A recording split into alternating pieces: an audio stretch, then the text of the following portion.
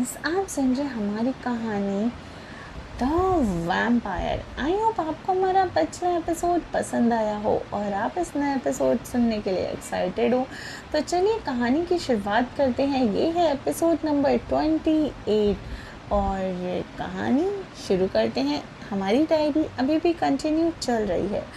शाम को ख्वाहिश की बुआ आ जाती हैं। बहुत खुश थी वो, क्योंकि ख्वाहिश की शादी उनके बताए हुए लड़के के साथ जो करवाने के लिए आई थी और उनका भाई राज़ी हो गया था।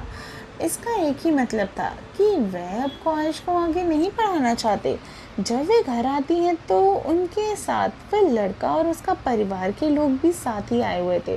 वह कहती है, अच्छा हुआ भाई, आप सही वक्त पर समझ गए। क्या ज़रूरत है इसे इतना पढ़ाने की? आगे शादी की ही करनी है तो क्या ही काम आने वाला है इसकी इतनी डिग्रियाँ। यह सुनते ही ख्वाहिश के पापा कहते हैं, ये आप क्या कह रही हैं? आपको किसने कहा कि हम ख्वाहिश को नहीं पढ़ाएंगे और वो आगे पढ़ेगी जब तक उसका मन करेगा। बुआ जी की बात सुनते ही, भाई आप ये क्या कह रहे हैं? आपने तो उसकी शादी करवाना चाहते थे, अब क्या हुआ आपको? इसलिए तो हम ये राजवीर को उसके और परिवार को यहाँ लेकर आए हैं। ख्वाहिश के डैड कहते हैं, ये हमने कब कहा आपसे? देखिए भाई, अब आप ऐसे मत मुकरिए। आपने दोपहर में हमें टेलीफोन करके कहा था, अब आप अपनी ही बात से मुकर रहे हैं। हम मानते हैं कि आप ख्वाहिश को बहुत प्यार करते हैं, लेकिन किसी न किसी दिन तो उसकी शादी तो करनी होगी और अच्छे रिश्ते आसानी से थोड़ी ना मिलते हैं। लड़का अच्छा पढ़ा लिखा है और साथ ही उसकी सरकारी नौकरी भी है। पुलिस अफसर की नौकरी के साथ रुतबा भी है। आप ज़्यादा मत सोचिए, वो लोग ख्वाहिश को पढ़ने लिखने से रोकेंगे थोड़ी ना। आप बस एक बार हाँ कर दीजिए। जब तक उसका कॉलेज पूरा नहीं हो जाता ये लोग इंतज़ार कर लेंगे। हम बस इनकी सगाई कर देंगे, लड़की का ध्यान इधर उधर नहीं भटकेगा। समझ रहे हैं ना आप हमारी बात? ख्वाहिश के डैड इस बारे में सोचने लगे। ख्वाहिश की मॉम कहती हैं, हम सहमत हैं दीदी की बातों से। ख्वाहिश की पढ़ाई के बाद उसका रिश्ता खोजने में मेहनत भी नहीं करनी पड़ेगी हमको। ख्वाहिश के डैड भी सहमत हो जाते हैं और कहते हैं, बाकी सब ठीक है, पहले हम लड़के के परिवार और लड़के से मिलना चाहते हैं। अगर हमें लगा सब सही है तभी हम कोई बात आगे करेंगे। बुआ जी कहती हैं, ठीक है, फिर इंतज़ार किस बात का, कर लीजिए आप उनसे मुलाकात। ख्वाहिश को अभी ये सब बातें पता नहीं थी।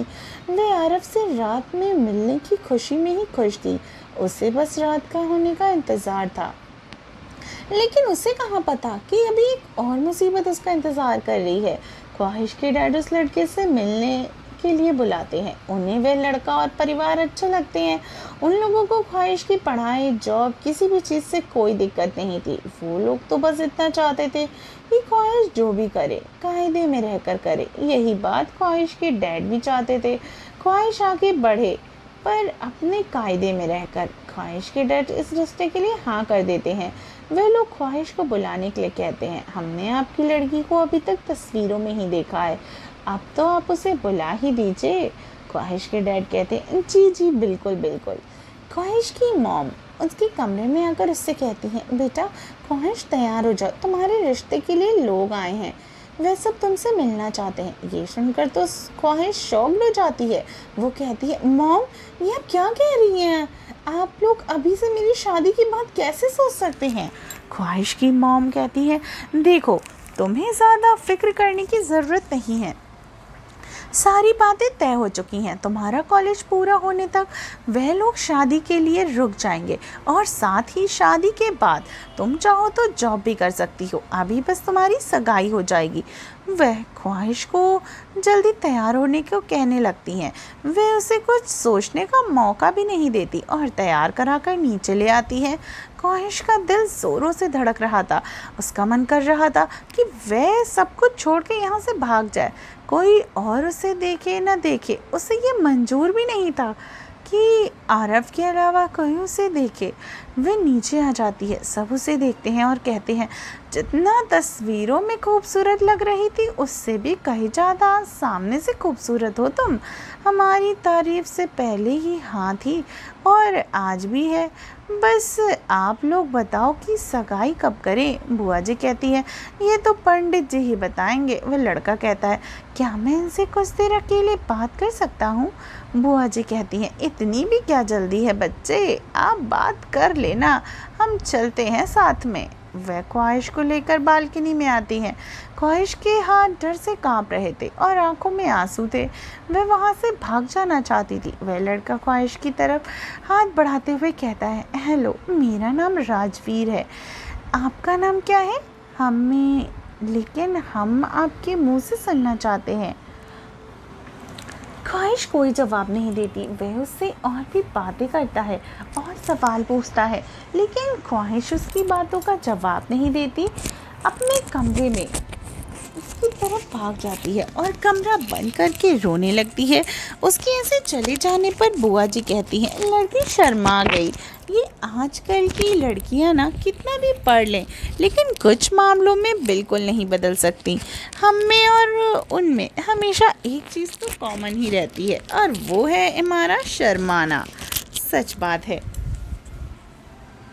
ये सुनकर सब हंसने लगते हैं। वो लड़का भी मुस्कुराता है। वह कहता है कोई बात नहीं, आपने आज जवाब नहीं दिया तो क्या हुआ, बस कुछ दिनों के बाद हमारी सगाई हो जाएगी, तब तो आप हमारी हर बात का जवाब देंगी ही। ख्वाहिश रोते रोते कहती है सब कुछ मेरे साथ ही होना था। क्या क्या कभी जैनी, कभी ये लोग, क्या कोई हमें खुश नहीं रहने दे सकता? कैसे समझाऊं सबको कि मैं इन सब के लिए तैयार नहीं हूँ। मैं बस आरव की हूँ, सिर्फ और सिर्फ आरव की। रोते हुए ख्वाहिश सो चुकी थी। आरव जब आता है और उसे सोते देखता है तब वह उसे बिना जगाए सोने देता है और वहाँ से चला जाता है। अगले दिन ख्वाहिश घर में किसी से कोई बात नहीं करती। सब बहुत खुश थे और बहुत जल्द सगाई भी करवाना चाहते थे। ख्वाहिश खुशी में बिना किसी से कुछ कहे और बिना खाए वहाँ से निकल जाती है। कॉलेज में आरव से मिलती है और उसके गले लग के रोने लगती है। आरव उसे रोता देखकर परेशान हो जाता है। ख्वाहिश रोते हुए उसे सारी बात बताती है। आरव कुछ कहता, आरव तुम रोना तो बंद करो यार, पहले आजकल बहुत रोटलू हो गई हो तुम, जब देखो तब रोती रहती हो। तुम्हें ये रिश्ता खुद तोड़ना पड़ेगा ख्वाहिश। तुम इतनी कमज़ोर नहीं हो कि किसी का सामान या सामना ना कर पाओ और हर बार तुम्हें मेरी ज़रूरत करे। ये गलत है, मैं जानता हूँ कि तुम बहुत स्ट्रांग हो और इस मुसीबत से तुम खुद बाहर आ जाओगी। तुम्हें मुझ पे यकीन है ना? मैं हर बार तुम्हारी मदद करके तुम्हें कमज़ोर नहीं बना सकता। तुम हर बार गलत बात के लिए लड़ सकती हो तो ये भी गलत है तुम्हारी मर्ज़ी के बिना तुम्हारी शादी तय कर देना। तुम्हें उन्हें कहना होगा कि तुम ये शादी नहीं कर सकती। ख्वाहिश कहती है मैं ये नहीं कर सकती, तुम जानते हो। आरव कहता है मुझे यकीन है तुम पर, तुम कर सकती हो और तुम कर लोगी ये। आरव प्लीज़ करते हुए ख्वाहिश उसे टाइट हग कर लेती है। आरव उसके बालों को प्यार से सहलाता है। जब से जेनी को उसकी शादी की बात पता चली थी वे गायब ही हो गई थी। लेकिन कहाँ, क्या कुछ बड़ा करने वाली है या कोई नई मुसीबत लाने वाली है? आई होप आपको हमारी कहानी पसंद आ रही हो। स्टोरी में बने रहिए और सुनते रहिए। वैम्पायर यानी द वैम्पायर सिर्फ टिनी FM जान के साथ।